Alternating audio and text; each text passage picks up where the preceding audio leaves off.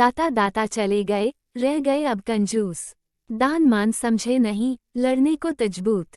ये देखकर गौतम बुद्ध को बड़ा डैक हुआ।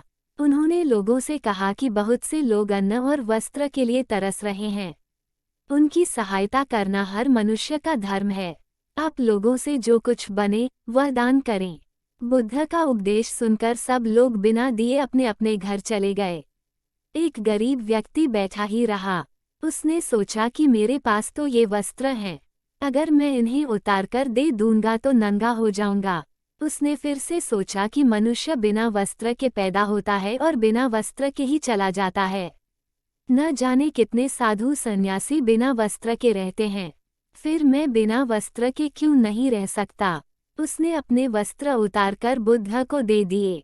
भगवान बुद्ध ने उसे आशीर्वाद दिया। वह प्रसन्न होकर घर की ओर चल पड़ा।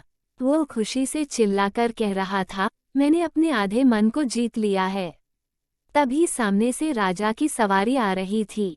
उस गरीब की बात सुनकर राजा ने उसे अपने पास बुलाया और पूछा कि तुमने आधे मन को कैसे जीता है।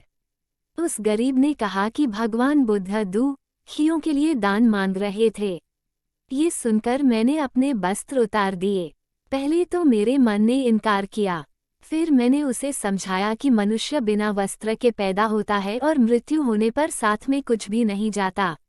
राजा उसकी बात से बड़ा प्रसन्न हुआ। उसने मोतियों का हार और कीमती वस्त्र उसे दिए। उसने वह सब ले जाकर भगवान बुद्ध के चरणों में रख दिए। बुद्ध ने उसे हृदय से लगाते हुए कहा, जो दूसरों के लिए अपना सब कुछ दे देता है, उसकी बराबरी कोई नहीं कर सकता।